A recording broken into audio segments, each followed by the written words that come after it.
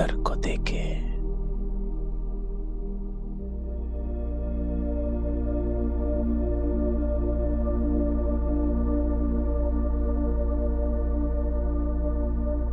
मैं आत्मा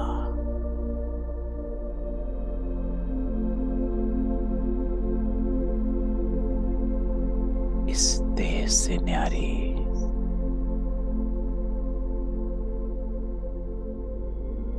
अति सूक्ष्म हूँ।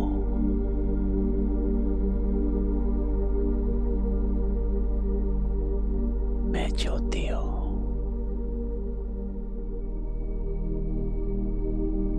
मैं बिंदु हूँ।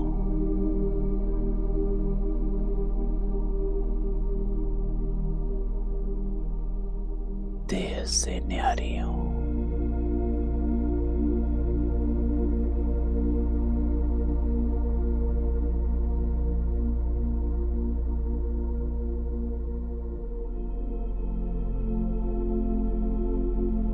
अपनी यात्रा को देखे।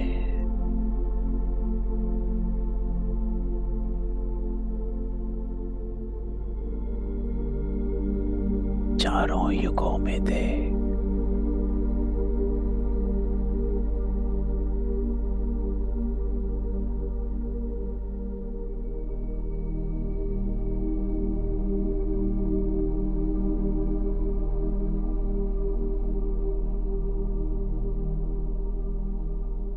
ये है हमारी सच्ची सच्ची रूहानी यात्रा।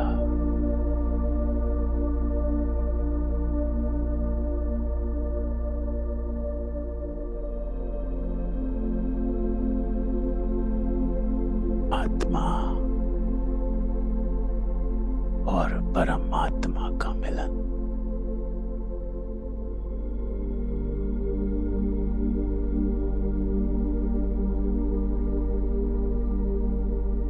अपने आप को बाबा के सम्मुख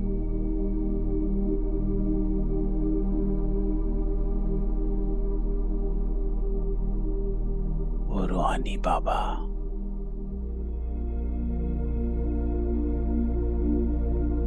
हम रूहों को देखता है। हम रूहों से बात करता है।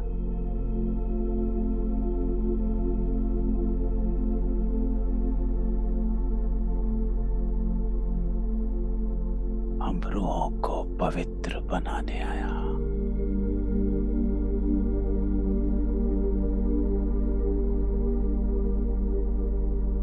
तो सारा ध्यान समेत समर्पित मन, समर्पित बुद्धि एक साथ बाबा के सामने बैठ। आज हमारा बाबा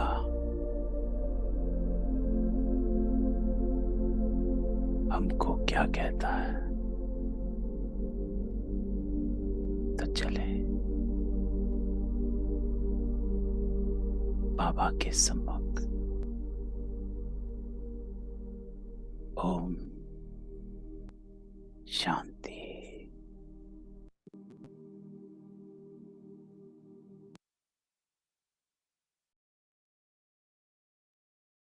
ओम शांति। 9 दिसंबर 2022।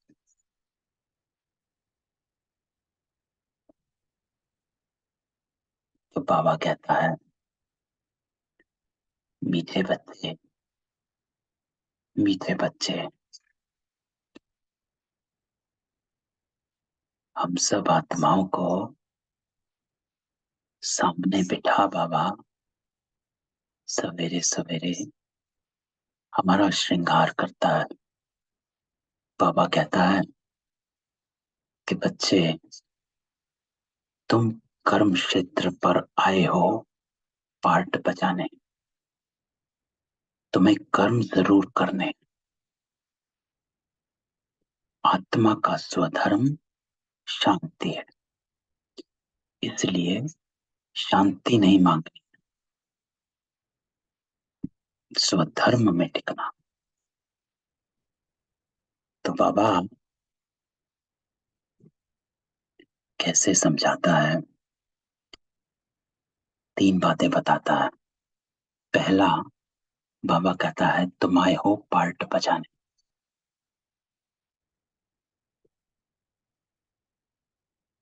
तो पार्ट को ही मैं ना समझ लो।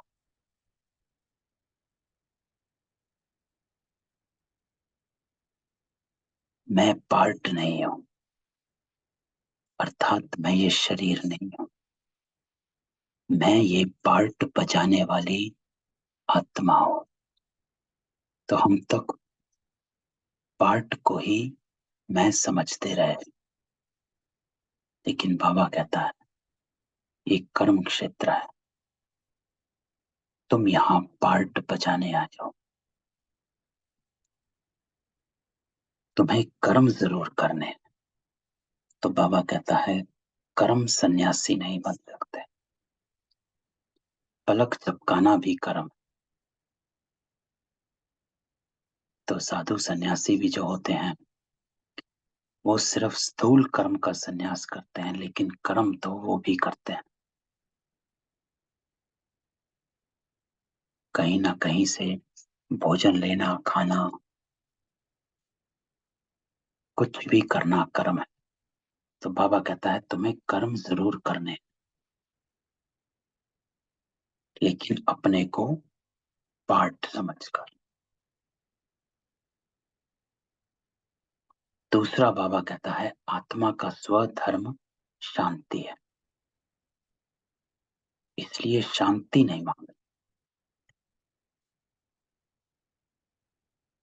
तो आपका मूल स्वधर्म शांति है, अर्थात आत्मा अपने स्व के धर्म में स्थित हो जाए। तो स्व के धर्म में स्थित हो जाना, लेकिन मांगनी नहीं। तो बाबा हमेशा यही कहता है कि शांति मांगने से मिल भी नहीं सकती। जो गले का मिसाल बाबा देता है, गले का हार, तो शांति बाबा कहता है आपके ही अंदर है, लेकिन अपने को आत्मा समझना है। इसलिए बाबा कहता है जो ये कर्म में आते आते आप अशांत हो गए हो, अशांत हो जाते, अब तुम्हें पार्टधारी समझ कर्म करना।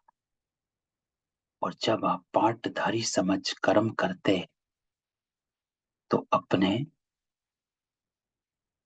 पार्टधारी कौन? मैं आत्मा। तो अपने आत्मिक स्वरूप में स्थित होते तो शांति आपका स्वधर्म है।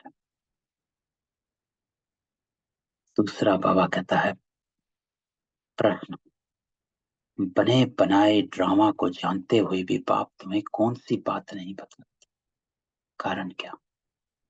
तो उत्तर बाबा कहता है बाबा जानते हैं कल क्या होने वाला, तो भी बताएंगे नहीं। ऐसे नहीं कल अर्थक्वेक होगी, ये आज ही बता दें।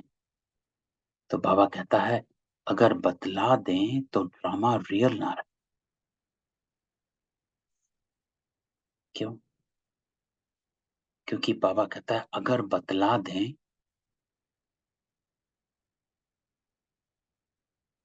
तो आप पुरुषार्थ नहीं करोगे।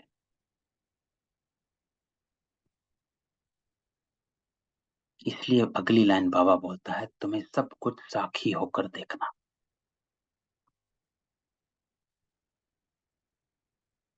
ये अवस्था बनानी, अगर पहले से ही पता हो तो उस समय तुम्हें बाप की याद भी भूल जाएगी। तो बाबा कहता है उस समय तो यही याद आएगा कि हाँ ये तो बाबा ने कहा है, तो बाबा की याद भूल गई। ड्रामा को एज अ अननेचुरल देखेंगे, फेक देखेंगे। है ना। तो कोई पहली बार जब मूवी देखता है तो उसको कोई भी सीन रियल लगता है कि अरे ये क्या हो गया। और कोई जो दूसरी बार देख रहा होता है, क्योंकि उसको सारा पता है, तो उसको उसका अफेक्ट नहीं लगता। इसलिए बाबा कहता है कि मैं आपको बताऊंगा नहीं, नहीं तो ड्रामा रियल नहीं रहेगा। और दूसरा, बाबा ये इसलिए भी नहीं बता रहा है कि वो हमारी अवस्था बनाना चाहता। तो बाबा कहता है तुम्हें सब साक्षी होकर देखना, पिछाड़ी की सीन देखने के लिए तुम्हें महावीर बनना। तो बाबा हमको महावीर बनाना चाहते, बताने के बाद महावीर नहीं बन सकता, है ना। एक स्टूडेंट है जिसको पेपर मालूम है, और एक स्टूडेंट है जिसको पेपर मालूम नहीं। जिसको मालूम है तो हम सबको पता है वो कितनी तैयारी करेगा, और जिसको नहीं मालूम है वो कितनी तैयारी करेगा। तो इसलिए बाबा कहता है कि ये देखने के लिए तुम्हें महावीर बनना, अचल अडोल रहना, बाप की याद में शरीर छोड़ें, इसके लिए परिपक्व अवस्था बनानी है, अर्थात पक्की अवस्था। स्थित प्रज्ञा कहा गया, गीता में शब्द को यूज करते हैं स्थित प्रज्ञा, कि एकदम स्थिरियम। तो इसलिए बाबा कहता है पक्की अवस्था बनानी। तो बाबा प्रश्न में यही बता रहा है कि सब कुछ होना है, बाबा सब जानता है, लेकिन बताता इसलिए नहीं है कि अलबेले हो जाओ। इसीलिए बाबा कहता है कि महावीर बनना, अचल अडोल बनना है, अपनी अवस्था बनानी, साक्षी होकर देखना। ओम शांति। ओम शांति का अर्थ बच्चों को समझाया है। मनुष्य कहते हैं मन की शांति चाहिए, वह कैसे मिले। तो बाबा कहते हैं इस पर शायद एक किताब छपी हुई है। बाप ने बच्चों को समझाया, तुम भी कहते हो ओम शांति। अब इसका अर्थ क्या है। तो बाबा हमेशा इस बात पर एम्फसाइज करते हैं कि हर चीज के अर्थ में स्थित होना होता है, हर बात के अर्थ को जानना है, अंधविश्वास नहीं। तो बाबा हमेशा ये कहता है ये ज्ञान अंधविश्वास नहीं, ये समझ का ज्ञान है। और समझ तब आएगी जब आप अर्थ को समझेंगे। तो बाबा कहता है ओम शांति, इसका अर्थ क्या है, और जो इसका अर्थ है उस अर्थ में स्थित होना। तो बाबा कहता है कोई तो ओम का अर्थ भगवान समझते हैं, बाबा भी कहते ओम शांति। ओम अर्थात अहम, मैं आत्मा। तो आज बाबा ओम शांति का फिर से अर्थ समझाता है। बाबा कहता है ओम अर्थात मैं आत्मा, पीछे फिर कहते हैं मेरा शरीर। तो आत्मा खुद ही कहती है ओम शांति, अर्थात मेरा स्वधर्म है ही शांत, और रहने का स्थान भी निर्वाण धाम, शांति धाम। तो आज बाबा हमें हमारे अर्थ में स्थित कराता। बाबा कहते हैं मैं आत्मा, मेरा स्वधर्म है ही शांत, और मेरे रहने का स्थान भी निर्वाण धाम, वाणी से परे, शांति धाम, शांति की दुनिया है। आत्मा खुद अपना परिचय देती है कि मैं शांत स्वरूप हूं। फिर पूछने की दरकार ही नहीं रहती कि मन की शांति कैसे, है ना। क्योंकि मन तो आत्मा का ही इंद्रिय है। जब आत्मा शांत, तो मन, बुद्धि, संस्कार तीनों शांति में स्थित हो गए। मन भी शांत, बुद्धि भी शांत और आपका संस्कार भी शांति स्वरूप।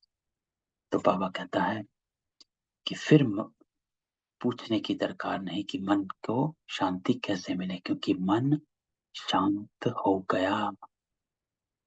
तो बाबा कहता है अगर आप अपने स्वधर्म में आत्मिक स्वरूप में स्थित हो जाते हैं तो अपने को अपने स्वधर्म में स्थित कर दे। और वो कैसे? वो बाबा युक्ति देता है कि मेरा रहने का स्थान निर्वाण धाम है, अर्थात इस देह और देह की दुनिया से डिटैचमेंट, कि अगर मैं परम धाम का रहने वाला हूं तो इस धाम का मेरा कुछ भी नहीं। तो जब मैं अपने असल आत्मिक स्वरूप में स्थित हो जाता हूं, जैसे हमने साक्षी दृष्टा सैटरडे की क्लास में डिस्कस किया था कि साक्षी दृष्टा होना उत्तम पुरुषार्थ। जब हम अपने आप को डिटैचमेंट की स्टेज में स्थित कर लेते हैं तो इस स्टेज से डिटैचमेंट अर्थात अपनी हर फीलिंग से, अभिमान से, अपमान से, किसने क्या कहा बोला एक्सेट्रा, सब चीज से डिटैच, और फिर देह के संबंधों से डिटैचमेंट। इसलिए बाबा कहता रहने का स्थान निर्वाण धाम, शांति धाम। तो आप अपने को आत्मा समझ परम धाम निवासी इस स्थिति में जब स्थित हो जाते हैं तो शांत, क्योंकि वो शांति की दुनिया, निर्बंधन, निर्विकल्प, निराकारी अवस्था है।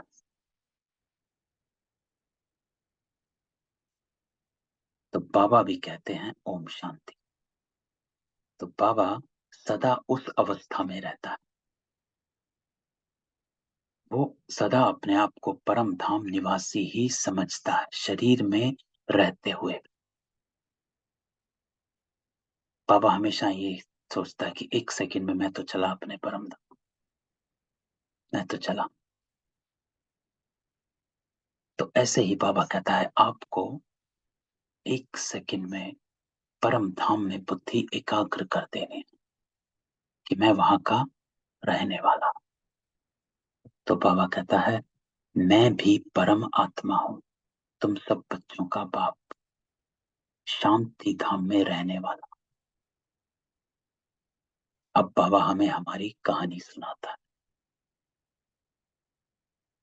ये हमारी कहानी है, this is my story, our story. बाबा कहता है तुम आत्माओं ने यहाँ शरीर धारण किया है पार्ट बजाने। तो बाबा समझाने पे आ गया। जो साकार मुरली है उसमें बाबा हमको आत्मिक स्थिति में स्थित कर देता है। तो इसको, मुरली का अनुभव हम तभी कर सकते हैं जब हम अपने को इसी स्टेज में रखें कि मैं आत्मा हूं, आत्मा हूं, डिटैच। तो बाबा कहता है यही डिटैचमेंट बाबा साकार मुरली के माध्यम से हमको देता है। तो बाबा कहता है तुम आत्माओं ने यहाँ शरीर धारण किया है पार्ट बजाने, तो इस पार्ट को ही मैं ना समझ लो। आज ये पार्ट है, कल दूसरा, और पीछे कितने पार्ट में बजाए आप।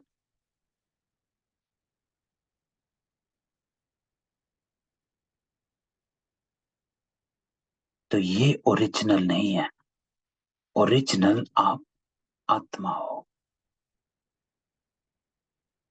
ये जो है ये आने जाने वाला। आज ये कल वो। इसमें एक राजा जनक की कहानी सुनाता हूँ। तो राजा जनक को सपना आया और उस सपने में राजा जनक ने देखा कि वो जंगल में भटक रहे हैं और उनको भूख प्यास लग रही जोर से। तो वो चलते चलते चलते किसी मंदिर के सामने पहुंचा और वहां पर प्रसाद बट रहा था और सारा प्रसाद बट चुका था। तो राजा जनक मंदिर में पहुंचे और ये उनको सपना आ रहा था। और वहां पर पुजारी के सामने गए तो पुजारी ने देखा एक आत्मा बच गई है। तो पुजारी ने जितना भी थोड़ा सा पतीले में जितना भी बचा था वो जनक के हाथ में रख दिया। तो जैसे हाथ में रखा वैसे का वैसा राजा जनक लेकर सीढ़ियां उतरने लगा। और जैसे ही सीढ़ियां उतरने लगा राजा ऊपर से एक चील आई और राजा जनक का प्रसाद लिया और चली गई। और जैसे ही चील ने झपट्टा मारा राजा जनक की नींद खुल गई और वो घबरा गए। और नींद में घबरा गए और उन्होंने राज ऋषि को बुलाया और उनको ये सपना सुनाया। और राज ऋषि को कहा कि राज ऋषि ये बताओ कि क्या मैं राजा हूं ये सच्चाई है या मैं भिखारी हूं ये सच्चाई। क्योंकि राजा जनक को उस सपने ने झिझोड़ दिया। तो वो जो उनका राज ऋषि था वो जनक को कहता है कि राजा, ना तेरा राजा होना सच्चाई है ना तेरा भिखारी होना सच्चाई। लेकिन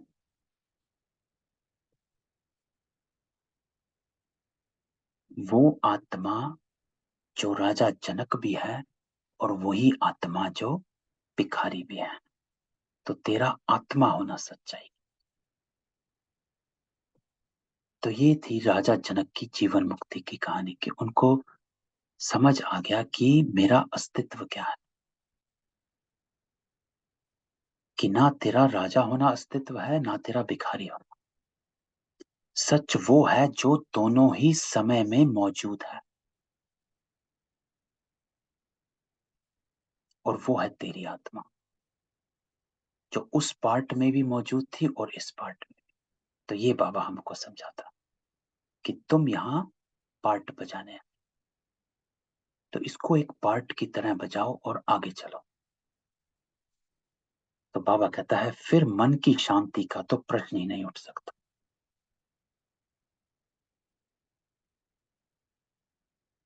है ना। अगर हम ये धारण कर लें कि मैं इस शरीर में पार्ट बजाना, I am playing my role. तो बाबा इसमें हमेशा ड्रामा के एक्टरों की बात करते हैं कि जो स्थूल में भी ड्रामा के एक्टर होते हैं वो कोई राजा का कोई कुली का कोई भी वस्त्र पहने, जैसे ही ड्रामा खत्म हुआ अपने असली वस्त्र पहनकर घर चले जाते। तो बाबा कहता ऐसा ही है, अभी आप रोल कर रहे हो, इसके बाद अपना रियल कॉस्ट्यूम पहनो और अपने घर परमधाम लौट आओ। तो बाबा कहता है फिर मन की शांति का तो प्रश्न ही नहीं उठ सकता। ओम का अर्थ भी कोई नहीं जानता इसलिए धक्के खाते मन की शांति के लिए। कि बाबा कहता है यही नहीं मैं कौन हूं, आत्मा क्या है। तो बाबा कहता है आत्मा जब अशरीरी है तो है ही शांत। तो कैसे बाबा ज्ञान से समझाता है कि तुम भटकते हो जब अपने को शरीरी समझ लेते हो। और आपकी भटक निकल जाती है जब अशरीरी बन जाती, क्योंकि आत्मा तो है ही शांत। क्योंकि अशांति जो है वो किसी ना किसी इच्छा, विकार, खिंचाव, लगाव, झुकाव, हर अशांति इनमें से कोई ना कोई एक चीज है। तो बाबा कहता है शरीर में आने से कर्मेंद्रियां जरूर काम करेंगी, कुछ ना कुछ तो करेंगे। आंखें देखेंगी, मुंह बोलेगा, कान सुनेंगे, हाथ इधर उधर। तो बाबा कहते हैं कि काम जरूर करेंगी, कर्म क्षेत्र पर जरूर काम करना पड़ता है। तो शांति पर कोई हिसाब बनाने की दरकार नहीं। ये तो सेकंड की बात है समझने की। राजा जनक का मिसाल, 1 सेकंड में जीवन मुक्ति। कि ना ये सच है राजन, ना वो सच है। सच वो है जो दोनों समय पे मौजूद है। क्योंकि सच क्या है? सच सत्य और अविनाशी होता, उसको बाबा सच कहता, जो सत्य भी है अविनाशी भी है। तो बाबा कहता है आत्मा खुद ही कहती है ओम शांति, बाकी क्या चाहिए, है ना। तो बाबा कहता है और क्या चाहिए, खुद ही आत्मा कहती रहती है मैं शांति, ओम शांति। कहां से शांति आएगी? आत्मा का देश शांति धाम है, वहां से आएगी। बाबा कहता वहां पहुंच जाओ, यहां का यहीं छोड़। तो बाबा कहता अभी तो वहां जाकर बैठेंगे नहीं, है ना, यहाँ पार्ट जरूर बजाना। तो बाबा कहता है ये कर्म क्षेत्र है, तो कर्मों का जो खेल तूने शुरू किया है वो तो खत्म यही करना है, तो पार्ट जरूर बजाना है। वैसे ही परम पिता परमात्मा से जीवन मुक्ति पाने के लिए कोई किताब आदि की दरकार। तो बाबा कहता है कुछ किताब विताब पढ़ने की जरूरत नहीं, ये तो सेकंड की बात है, रियलाइजेशन। बाबा हमेशा यही कहता है सेकंड। बाबा की ड्रिल्स भी हम देखेंगे सेकंड, क्योंकि बाबा कहता है रियलाइज कर। किताब भक्ति मार्ग में बनाते हैं, ना कि ज्ञान मार्ग। फिर भी बाहर वालों को समझाने के लिए रियलिटी की जो समझानी है, सच्चे मन की शांति पर, सच्ची गीता पर लिखना पड़ता। नहीं तो बुद्धि कहती है, क्या कहती है? बाबा कहता है अपने को आत्मा निश्चय करो, सुख धाम और शांति धाम को याद करो, तो अंतमति तो गति हो जाएगी। ये बाबा का मूल मंत्र है कि अपने को आत्मा निश्चय करो, डिटैच, जाने दो, यहाँ की यहीं रही।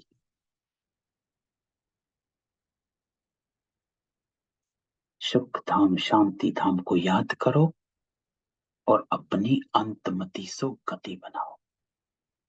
बाकी यहाँ थोड़े ही मन की शांति हो सकती, आपको शांति बाबा कहता है इस धाम में मिल ही नहीं सकती,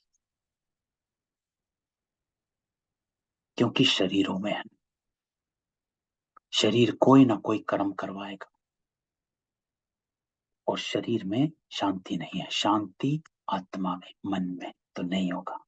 तो बाबा कहता है शांति धाम तो है निर्वाण धाम, जहां बाप भी रहते हैं और हम आत्माएं भी रहती हैं। तो प्रैक्टिस बाबा कहता है यही अभ्यास करना है, अपने को आत्मा समझ, शांति धाम को याद कर।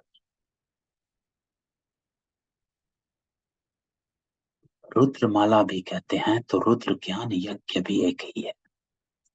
ज्ञान सागर बाबा ही ये ज्ञान सुना सकते हैं। तो बाबा कहता है कौन बता सकता है ऐसा ज्ञान, किसको इतनी समझ,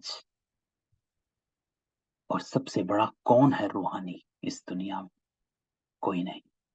तो बाबा कहता है बाबा ही है ज्ञान सुना सकता है, बाकी ज्ञान तो बहुत प्रकार का है। साइंस का भी ज्ञान है, कारीगरी का भी ज्ञान है, परंतु वह है व्यवहार की बातें। ज्ञान से मनुष्य बहुत अक्लमंद बनते, अभी तुम बच्चों को सृष्टि के आदि मध्य अंत की नॉलेज मिली। ये पाठशाला यहाँ पढ़ाया जाता। कौन पढ़ाता है? बाबा। तो कहते हैं बाप है ज्ञान का सागर, उनको सब नॉलेज है, बाकी सब वेद शास्त्र आदि को जानते हैं। रॉन्ग राइट झूठ सच क्या है वो मैं समझाता हूं। तो बाबा कहता है किसी भी मनुष्य आत्मा को ये ज्ञान नहीं है, वो सिर्फ शास्त्रों का ज्ञान है, वेदों का ज्ञान है जो मनुष्यों द्वारा लिखा गया। रॉन्ग राइट क्या है, सच झूठ क्या है, ये मैं समझाता हूं। अब बताओ सत्य क्या? तो बाबा पूछता है सर्वव्यापी कहना ये सच है? तो बाबा कहता है मैं तो तुम्हारा बाप हूं, सर्वव्यापी से तो कोई ज्ञान मिल ना सके। तो बाबा कहता सर्वव्यापी है तो किससे लोगे ज्ञान? जगह जगह से, हर जगह से। आप में भी, तू भी परमात्मा, मैं भी परमात्मा, आत्मा सो परमात्मा, सर्वव्यापी। तो बाबा कहता है उनसे तो कोई ज्ञान मिल ना सके, पुरुषार्थ हो ना सके। सर्वव्यापी होकर क्या करे? तो बाबा कहता है सर्वव्यापी हुआ तो क्या करेगा? खुद मालिक तो कभी पतित होता नहीं, है ना?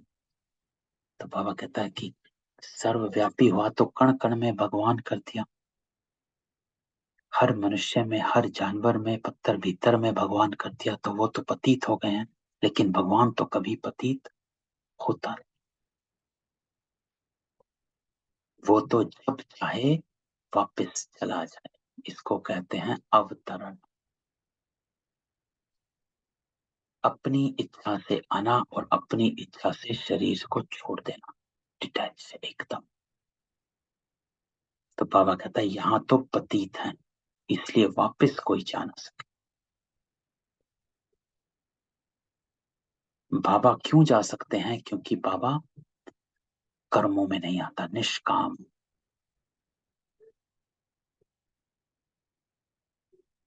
लेकिन यहाँ पर जब मनुष्य आत्माएं पाठ बजाने आती हैं तो वो कर्मों में आती, तो पतित बन जाती हैं, इसलिए वो वापस जा नहीं सकती।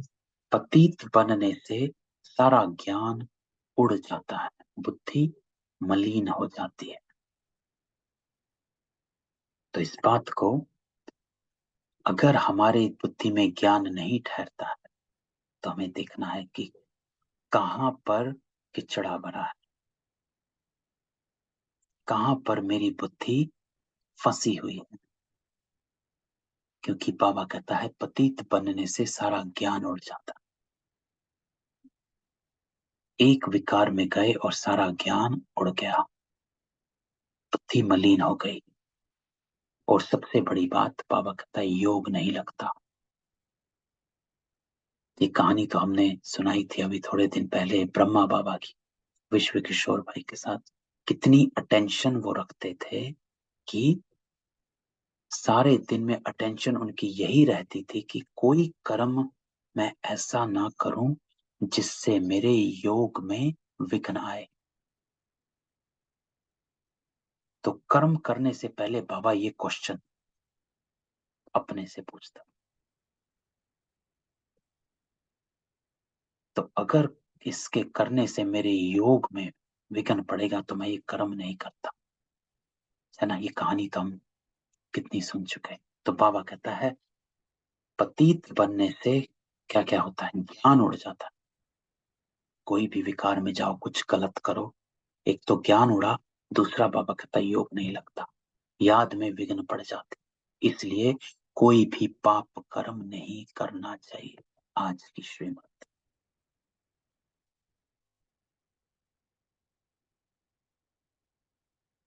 मैं अपने कर्म को इस अटेंशन से करूं कि मेरा कर्म मेरे योग का पूरक बने, बाधा ना बने।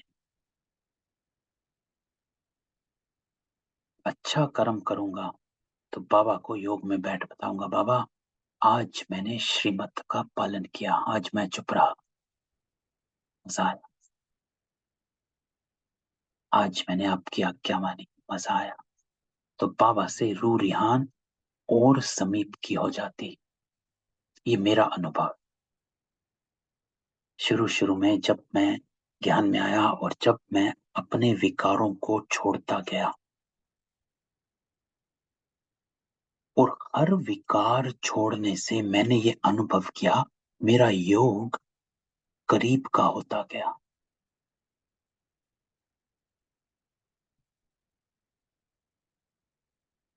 तो विकार छोड़ने का त्याग उस योग की प्राप्ति में कन्वर्ट हो गया, और फिर उसकी, जैसे होता है ना, कोई रस चख लिया, और जब वो रस चख लिया फिर तो वापस जाने का होता ही नहीं। तो बाबा कहता है याद भी जरूर करना, बाप के बगैर पुराने पाप कट नहीं सकते।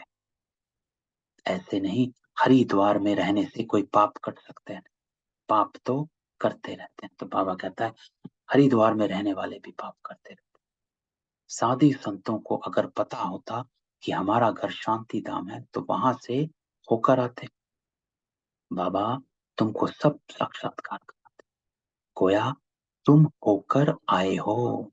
तो बाबा हमें कहता है कि भाई ना समझ, तुम शांति धाम से होकर के आए हो।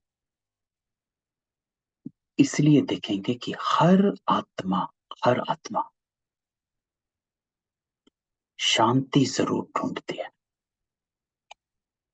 सुख बेशक हर ना ढूंढे, प्रेम बेशक हर ना ढूंढे, लेकिन शांति हर आत्मा ढूंढती है। क्योंकि बाबा कहता है तुम होकर के आए हो। भक्ति मार्ग में भी साक्षात्कार होता है दिव्य दृष्टि से। तुम जब सत्युग में हो तो इन आंखों से लक्ष्मी नारायण को देखेंगे, वो भी तुमको देखेंगे। अभी साक्षात्कार में देखते बाबा के पास दिव्य दृष्टि की चाबी है, वह और किसको मिल ना सके। ये तो बाबा हमेशा कहते थे कि मैं ये चाबी किसको नहीं देता। तो बाबा कहता है ये चाबी मैं किसको भी नहीं देता, इनकी एवज में मैं फिर स्वर्ग की राजशाही नहीं करता हूं। तो बाबा कहता है मैं ये चाबी किसको नहीं देता हूं, और इसके फलस्वरूप मैं स्वर्ग की राजाई नहीं करता। तराजू इक्वल रखते हैं।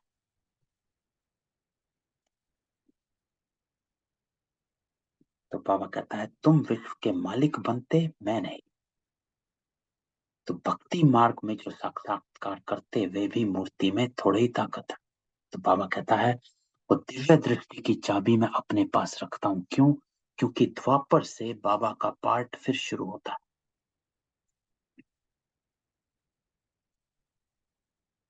जब आत्माएं बाबा को पुकारने लग जाती हैं तो बाबा का पार्ट फिर शुरू होता है साक्षात्कार कराने का। तो बाबा कहता है भक्ति मार्ग में साक्षात्कार कराते हैं बाबा दिव्य दृष्टि से। इसीलिए बाबा दिव्य दृष्टि की चाबी किसी को नहीं देता, अपने पास रखता है, क्योंकि बाबा ने भक्ति मार्ग में फिर से उस चाबी को यूज करना। और इसके बदले बाबा कहता है मैं स्वर्ग की राजाई नहीं लेता हूं। तो हिसाब बराबर। दूसरा पैरा, तो बाबा कहते हैं मैं मनोकामना पूर्ण करने के लिए साक्षात्कार कराता हूँ। गणेश हनुमान आदि जिसकी पूजा करते हैं तो साक्षात्कार मैं कराता हूँ। तो वो दिव्य दृष्टि की चाबी बाबा अपने पास रख भक्ति मार्ग से बाबा का फिर पाठ शुरू होता। परंतु वो लोग समझते परमात्मा सब में है, इसलिए मुझे सर्वव्यापी कह दिया, उल्टा ज्ञान ले लिया। तो बाबा कहते हैं क्योंकि मैं सबका साक्षात्कार कराने लगा तो उनको लगा हर पत्थर में साक्षात्कार है। नहीं तो बाबा ने परलाइन कही है मूर्ति में थोड़ा ही ताकत है, ये तो बाबा ने कराया। तो बाबा कहते हैं सबने उल्टा ज्ञान ले लिया। उन्होंने देखा मूर्ति से साक्षात्कार हो गया तो कहने लगे पत्थर भीतर में भगवान, कण कण में भगवान, हर मूर्ति में भगवान, सर्वव्यापी बना दिया। तो बाबा कहता है उल्टा ज्ञान ले लिया। वास्तव में सब ब्रदर्स, सब में आत्मा है, सब फादर तो हो ना सके, है ना। तो बाबा ये कहता है कि फादरहुड नहीं है, ये ब्रदरहुड है। सभी आत्माएं पुकारती हैं, हे गॉड फादर रहम करो। तो सब बच्चे हो। तो बाबा कहते हैं बच्चे बाप से वर्षा लेते हैं, तो देह का अभिमान छोड़ना पड़े। तो बाबा से अगर वर्षा लेना है, शांति का वर्षा, आनंद का वर्षा, सुख का वर्षा, पवित्रता का वर्षा, ईश्वरीय गुणों का वर्षा, तो बाबा कहता है मुझसे वर्षा लेना है तो देह का अभिमान छोड़ना पड़े। बस मैं आत्मा बाप से वर्षा ले रही हूँ। इंपॉर्टेंट लाइन है ना? कि जब कभी बाबा कहता है दिल शिकस्त हो, अशांत हो, तो बाबा के सामने बैठ के कहो बाबा मुझे शांति का वर्षा, सुख का वर्षा दे। तो बस बाबा के साथ बैठ जाओ। बस मैं आत्मा बाप से वर्षा ले रही हूँ। रिसीव। तो बाबा कहता है आत्मा को मेल व फीमेल नहीं कहते। बल थोड़ा फीमेल का है, परंतु यह कहना ठीक है कि वर्षा ले रहा। बाप से वर्षा लेने का सबको हक है। मैं क्रिश्चियन हूं, मैं फलाना हूं, ये सब शरीर के धर्म। आत्मा एक ही है। तो बाबा कहता है आत्मा एक है, शरीर बदलता है। सब कहते हैं ये मुसलमान, ये हिंदू, आत्मा का नाम नहीं बदलता, शरीर का बदलता। बाप तो है ही पतित पावन ज्ञान का सागर। बाप की महिमा अलग हो जाती है, वो शांति का सागर, ज्ञान का सागर है। तो आज बाबा अपनी महिमा करता है, पतित पावन है, शांति का सागर है, ज्ञान का सागर है। और मिलता क्या है? तो बाबा कहता है क्योंकि वो शांति का सागर है, तो उनके साथ योग लगाने से हम शांति धाम चले जाएंगे। सो भी अभी। तो बाबा कहता है अभी अभी। तो पिछले 2-3 दिन की मुरलियों में बाबा योग लगाना सिखा रहा है। कल बाबा रूहानी आशिक बनाया कि ऐसे मुझे याद करो, ऐसी प्रीत लगाओ, सच्ची प्रीत। तो आज भी बाबा कहता है कि मेरे से योग लगाने से शांति धाम चले जाएंगे, अर्थात अपने मूल स्वरूप में स्थित हो जाएंगे। सो भी अभी। ऐसा योग कभी कोई लगा नहीं सकते। तो बाबा कहता है ये तो मैं ही हूं, मेरे द्वारा मेरे को मिल सकते हो। तुम शांति धाम को जानते हो, बाकी याद शिव बाबा को करते हो ना? तो बाबा कहता है ये स्मृति में याद कि मैं, मेरा घर शांति था, और घर की याद आई तो बाबा की याद। तो बाबा कहता है याद शिव बाबा को करते हो। और सन्यासी, बाबा कहते हैं सन्यासी कहते हैं हम ब्रह्म ज्ञानी हैं, वो ब्रह्म से योग लगाते हैं। हम सन्यासी ब्रह्म से योग लगाते हैं, और आप बाबा कहते हैं शिव बाबा से योग, परंतु उनसे विक्रम विनाश नहीं हो सकते। वो योग ही रॉन्ग है, क्योंकि ब्रह्म अर्थात रहने का स्थान। तो बाबा कहते हैं वो उन्होंने घर को ही पाप समझ लिया। घर से थोड़ा ना प्राप्ति होती, घर में रहने वाला अगर घर में कोई हो ही ना तो क्या प्राप्ति। तो बाबा कहता है ब्रह्म ज्ञानी जो है अथवा तत्व ज्ञानी, बात एक ही है। तो बाबा कहते हैं यह इन्हों का भ्रम है, पतित पावन भ्रम नहीं हो सकता। तो बाबा कहता है वो ब्रह्म जो है, पतित पावन ब्रह्म नहीं हो सकता। वो तो रहने का स्थान है।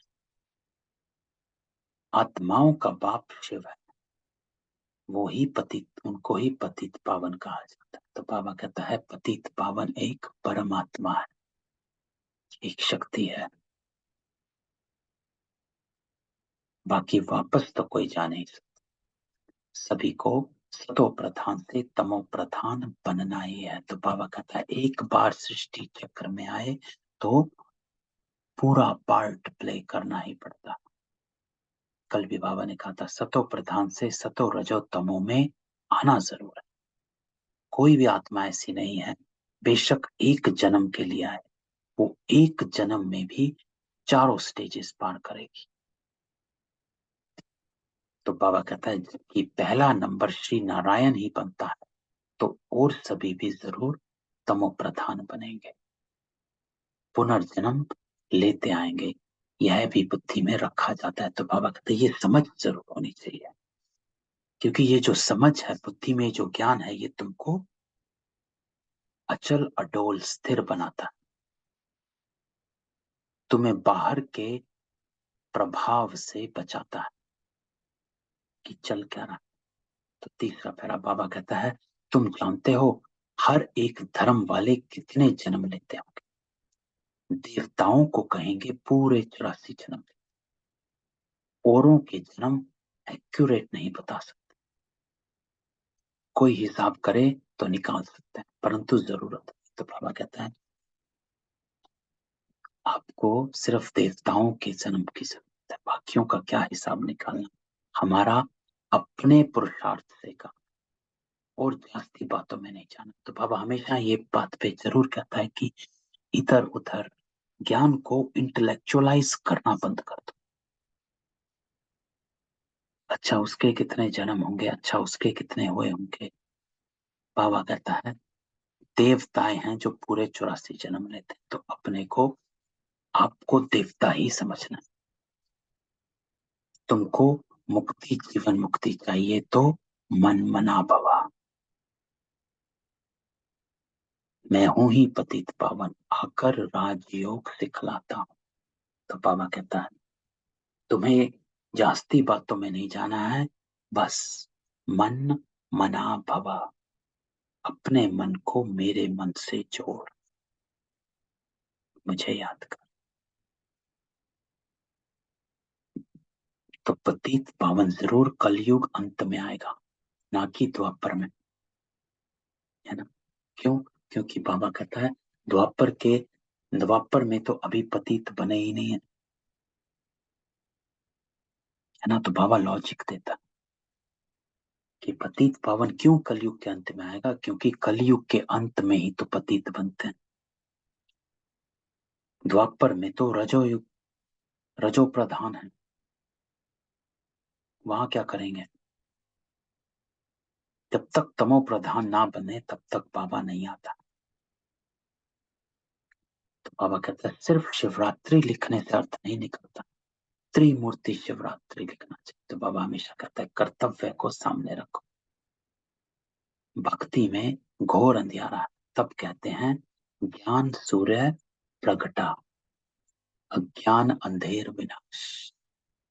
तो जरूर कलयुग का अंत होगा, रोशनी है सतयुग में, बाबा जरूर संगम पर आएगा।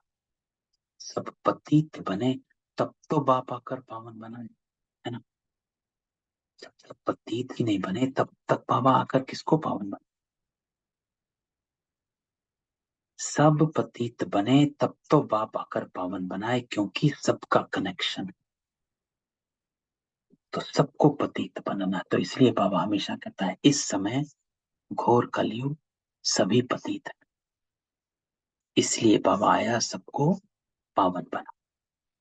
बहुत सन्यासी लोग भी कहते हैं मन की शांति कैसे होगी। देखो बाबा कैसे लहर उठाते हुए फिर से शांति को सामने लाता। तो बाबा कहता है सन्यासी लोग भी कहते हैं मन की शांति कैसे होगी, आत्मा का स्वधर्म ही शांत है।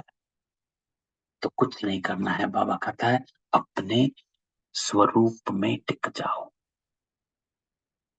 कि मैं कौन हूं।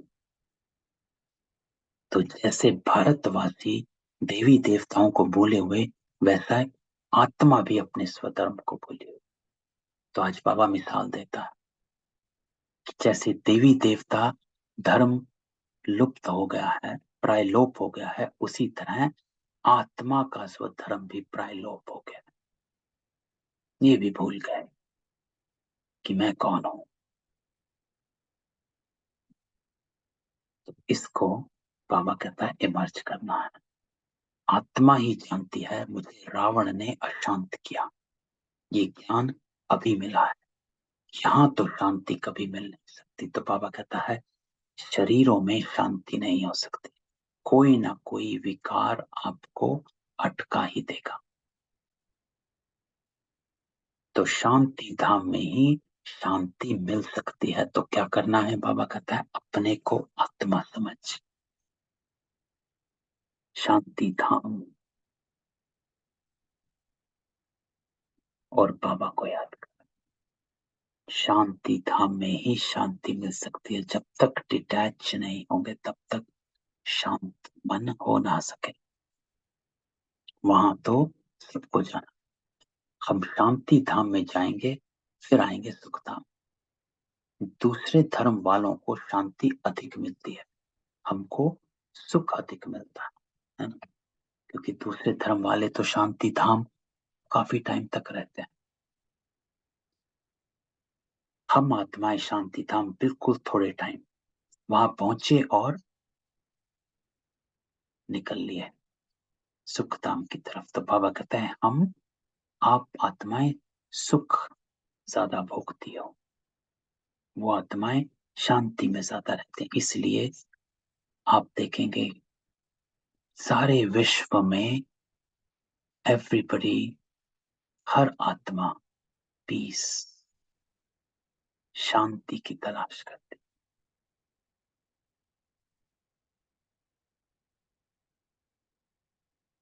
सुख की तरह नहीं करती है।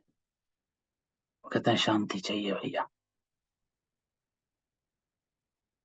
तो उन्हों को ना इतना सुख ना दुख मिलेगा। ये है डिटेल की बात। कोई ने लक्ष्य को अच्छी रखते पकड़ लिया, वह भी काफी है। तो बाबा कहते हैं घर में रहते बाप और वर्षे को याद करते रहो, है ना? तो बाबा कहता है बस इतना कर लो कि घर में रहते बाप और वर्षे को याद करते रहो, परंतु प्रजा नहीं बना सकेंगे। जो प्रजा बनाएंगे वही राजा रानी मालिक बनेंगे। मेहनत है ना? तो बाबा इसमें समझाता है कि जितना ज्ञान दान करोगे उतनी प्रजा बनाओगे, और जितनी प्रजा बनाओगे उतने राजा रानी मालिक बने। मेहनत है। तो बाबा सर्विस कराता है। प्रोजेक्टर पर समझाना सहज, बड़े बड़े आदमियों को निमंत्रण दे, उन्हों को समझाना चाहिए तुम बच्चे बहुतों का कल्याण कर सकते हो। यह भी नए तरीके निकल रहे हैं। अंग्रेजी में भी प्रोजेक्टर स्लाइड्स विलायत में जाकर दिखला सकते हो। तो बाबा कहता है ये गोला आदि जब देखेंगे तो समझेंगे कि यह है भारत की फिलॉसफी। ये नॉलेज बाबा ही दे सकते हैं। यह है रूहानी ज्ञान।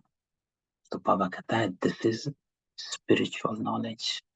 ये सब रूहानी ज्ञान, रूह से ही रूहानी ज्ञान मिल सकता है। इसलिए बाबा कहता है और कोई मनुष्य आत्मा ये ज्ञान नहीं दे सकती, एक रूह ही रूहानी ज्ञान दे सकती है। बाकी सब वेद शास्त्र सब मनुष्य आत्माओं ने लिखे हो, तो वो रूहानी नहीं है। रूहानी सिर्फ रूह ही देती है। तो बाबा कहता है सच्चे डॉक्टर ऑफ फिलॉसफी भी तुम हो, और बाबा है रूहानी सर्जन। तो सर्जन रूहों को इंजेक्शन लगाते। तो बाबा हमको रोज देखो कैसे डोज देते हैं कि बच्चे ये करना है, और तुम्हारा है सब गुप्त। वो लोग तो बैठ शास्त्र आदि पढ़ते हैं तो उन्हों का बहुत मान होता है। वह रूहों को पतित समझते नहीं, निर्लेप कह देते हैं, तो सच्ची सच्ची नॉलेज बाबा कहता है तुम ही दे सकते। ये भी समझाया है, वो है हद का संन्यास, और बाबा कहता है आपका है बेहद का संन्यास। तो बाबा कहता है बेहद का संन्यास किया है, तो बेहद का संन्यास हमेशा बाबा कहता है कि अपनी बुद्धि बेहद में रख, कहीं पर भी अटके ना। तो बाबा कहता है वो है हठ योग, और ये है राजयोग।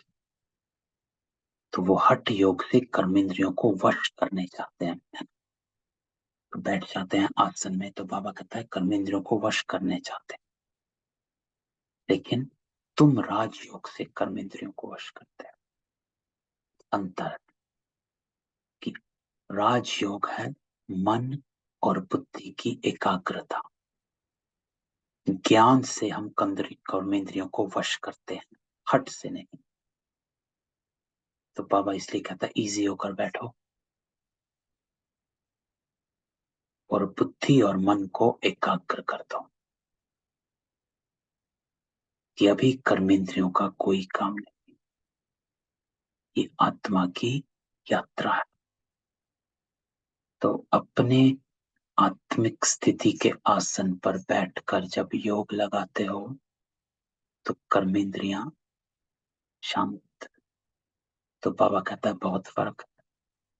अब पाप द्वारा तुम नॉलेजफुल बनते जा रहे हो, परंतु बनेंगे नंबरवार पुरुषार्थ अनुसार। तो बाबा कहता है जितना पुरुषार्थ करोगे उतने नॉलेजफुल बनोगे। ऐसे बाप के साथ कितना लव रहना चाहिए। यह है गुप्त लव। आत्मा भी गुप्त। आत्मा जानती है कि हमको बाबा मिला है, तो जानते हैं। तो बाबा पूछता है कि हम आत्माओं को हमारा बाबा मिल गया है, क्या ये हम जान गए हैं? निश्चय दुख से छुड़ा रहे हैं। बाबा आपने तो कमाल की, कल्प कल्प आप हमको ज्ञान देते हो, फिर हम भूल जाते। बाबा कहते हैं हाँ बच्चे, हमने तो कहा था यह ज्ञान प्रायलोप हो जाएगा, सतयुग में ये नॉलेज नहीं रहेगी, ये सब ड्रामा बना हुआ है, जरा भी फर्क नहीं पड़ सकता। तो बाबा कहता है बनी बनाई बन रही, अब कुछ बनेगी नहीं। तो बाबा कहता है जरा भी फर्क नहीं पड़ता, बना बनाया ड्रामा है। जो कुछ होता है साक्षी होकर देखते चलो। इंपॉर्टेंट लाइन बाबा की श्रीमत। तो बाबा कहता है जो होता है साक्षी होकर देखते रहो, अपने आप को डिटैच रखो। क्या हुआ क्यों हुआ इसके प्रभाव में नहीं आओ, क्योंकि जितना हमने सैटरडे को डिस्कस किया था, है ना, जो हमने निश्चिंत रहने की कला करी थी, कि साक्षी होकर रहने से हम अपनी निश्चिंत स्थिति रख सकते, क्योंकि हम अपने को डिटैच रखते हैं। तो बाबा कहता है जो होता है साक्षी होकर देखो। विनाश होना है, स्थापना होनी है, साक्षी होकर देखना। समझो कल अर्थक्वेक होती है तो ऐसे नहीं मैं बताऊंगा किया, फिर तो सब प्रबंध कर लें, है ना, सब अपनी सेफ्टी में चले जाएंगे कि बाबा ने कहा है तो पहले से ही तैयारी कर ले। नहीं, इसलिए बाबा कहता है सब कुछ अचानक होना है, एवर रेडी रहो। तो साक्षी होकर देखते चलो। मूल बात है मुझे याद करो, नहीं तो मुझे भी भूल जाएंगे। क्योंकि जैसे ही साक्षी होते हो बाबा साथी बन जाता है। मैं साक्षी, बाबा साथी, क्योंकि देह की अटैचमेंट खत्म। विकारी बुद्धि खत्म, स्वार्थ खत्म। तो बाबा साथी, कंबाइंड स्वरूप। तो बाबा कहता है तुम बच्चों को महावीर बनना। महावीर, महावीर की God of knowledge, goddess of knowledge कहा जाता है। गॉड ही योग सिखलाए, महावीर बनाते हैं। तो बाबा कहता है मेरे द्वारा ही मेरे को मिलते हो ये याग योग, मैं ही सिखलाता हूँ। तो पिछाड़ी में जब अर्थ को एक आदि होंगी, उस समय महावीर बना चाहिए। अभी तो तुम पुरुषार्थी, अचल अडोल रहना पड़े और साथ साथ बाबा की याद में मरे तो बहुत अच्छा। तो आज बाबा कहता है कि अपने को, अपनी स्थिति को इतना पक्का कर लो, और वो तभी होगी जो बाबा ने ऊपर युक्ति दी है। जो कुछ होता है साक्षी होकर देखते चलो, क्योंकि अगर साक्षी होकर नहीं देखेंगे तो कोई ना कोई विक्रम कर लेंगे। और जो ऊपर बाबा ने कहा, कोई ना कोई अगर विक्रम कर लोगे तो योग नहीं लगेगा। तो बाबा ने कैसे कनेक्शन बनाया है आज की मुरली में कि आपकी अचल अडोल स्थिति आपकी साक्षीपन पे डिपेंडेंट है।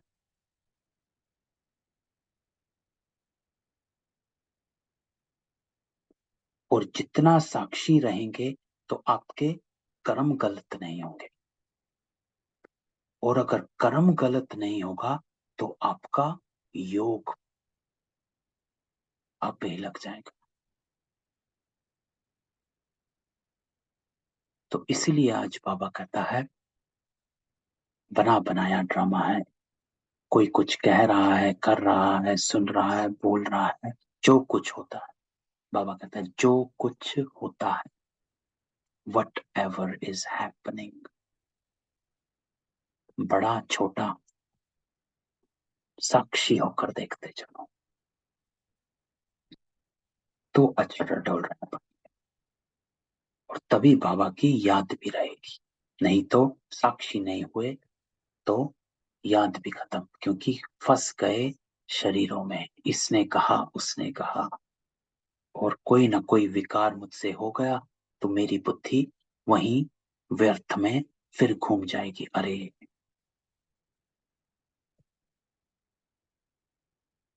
श्रीमत की उल्लंघन हो गया, है ना।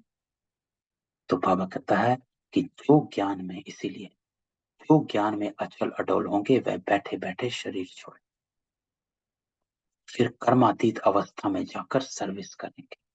बच्चों की परिपक्व अवस्था में शरीर छोड़ सूक्ष्म वतन में जाकर फिर नई दुनिया में आना। अच्छा, तो बाबा कहता है ऐसे शरीर छोड़, की अवस्था में, परिपक्व अवस्था में शरीर छोड़, उस अवस्था में सूक्ष्म वतन पहुंचेंगे, फिर नई दुनिया। तो बाबा कहता है बच्चों को सदैव अपना चार्ट देखना है, जो हम बाबा से पूरा वर्षा, कोई भी बात के संशय में आकर पढ़ाई कभी नहीं छोड़नी चाहिए। बाबा बार बार कहते मुझे याद करो तो विक्रम विनाश होंगे। आज तो मीठे मीठे सिखिलते बच्चों प्रति माता पिता बाप दादा का याद प्यार, नमस्ते और गुड मॉर्निंग।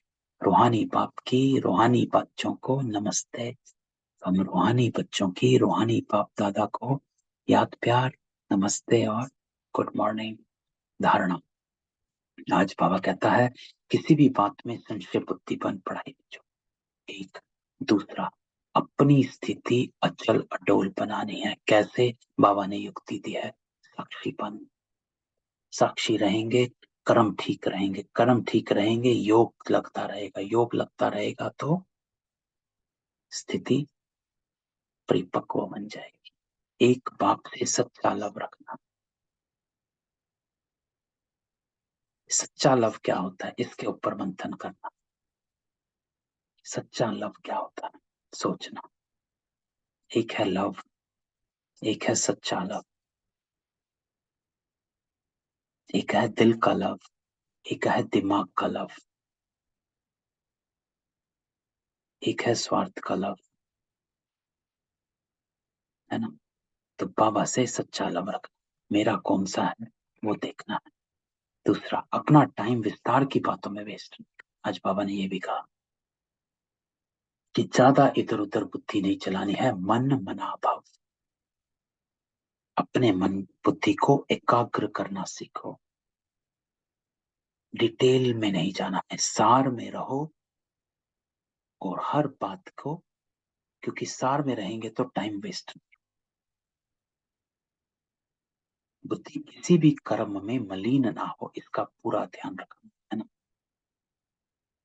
कर्म कॉन्शियस हो गए तो कहीं ना कहीं मलिन बुद्धि हो गई, तो अटक गए और कर्म गलत हो गए। तो इसका अटेंशन।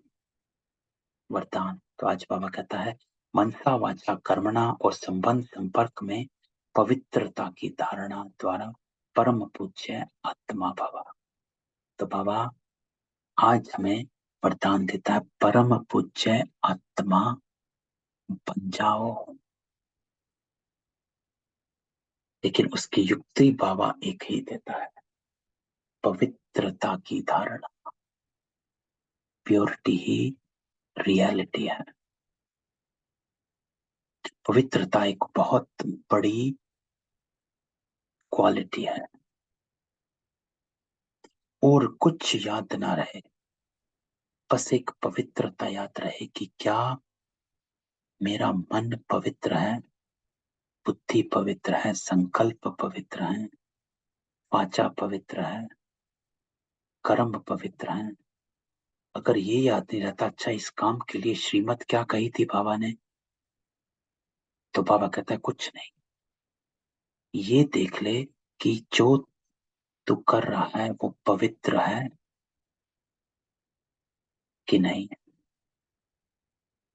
तो बाबा कहता है मनसा वाचा करना संबंध संपर्क में पवित्रता की धारणा। और पवित्रता की डेफिनेशन तो हम सबको पता है कि पवित्रता सिर्फ ब्रह्मचर्य नहीं है। तो बाबा कहता है ब्रह्मचर्य सन्यासियों ने भी करा, तो वो पवित्रता तो है ही नहीं। लेकिन मनसा संकल्प में भी किसी के प्रति नेगेटिव संकल्प ना हो, बोल में भी कोई ऐसे शब्द ना निकले, संबंध संपर्क भी सबसे अच्छा हो, किसी में जरा भी अपवित्रता खंडित ना हो, तब कहेंगे पूज्य आत्मा। तो स्थूल में भी खंडित मूर्ति को मंदिर में नहीं रखा जाता। तो बाबा कहता है आपकी पवित्रता खंडित ना हो,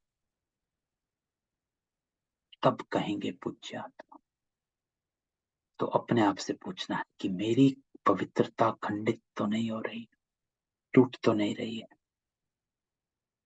तो पवित्रता के फाउंडेशन को चेक करो। बस सदा स्मृति में रहे कि मैं परम पवित्र पूज्य आत्मा इस शरीर रूपी मंदिर में विराजमान, कोई भी व्यर्थ संकल्प मंदिर में प्रवेश कर नहीं सकता। तो आज बाबा हमको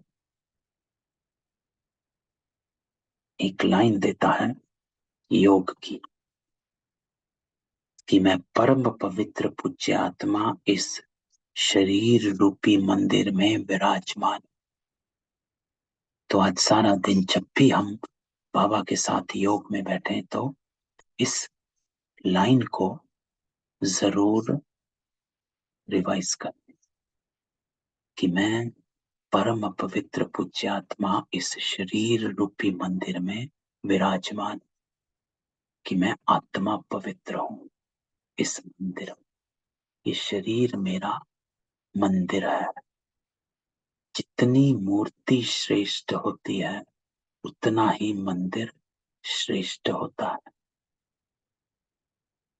तो मुझे इस श्रेष्ठ मूर्ति के मंदिर को पवित्र,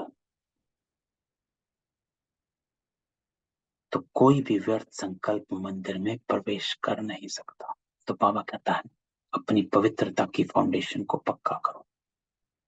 स्लोगन, अपने भविष्य को स्पष्ट देखने व जानने के लिए संपूर्णता की स्थिति में स्थित रहो।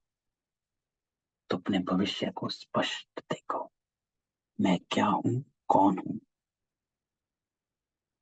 उसके लिए अपनी संपूर्णता की स्थिति में स्थित रहो। अर्थात जैसे बाबा कहता था कि मैं तो विष्णु हूं, तो हमें भी आज बाबा ने कहा आप देवता हो जिन्होंने 84 जन्म लिए हैं। बस अपने ऊपर अटेंशन रखो, अपने ऊपर ध्यान दो, जास्ती इधर उधर बातों में नहीं जाना, है ना। तो ये थी आज की बाबा की मुरली। तो ओम शांति। मैं सबको अनम्यूट करता हूँ, किसी का कोई क्वेश्चन हो।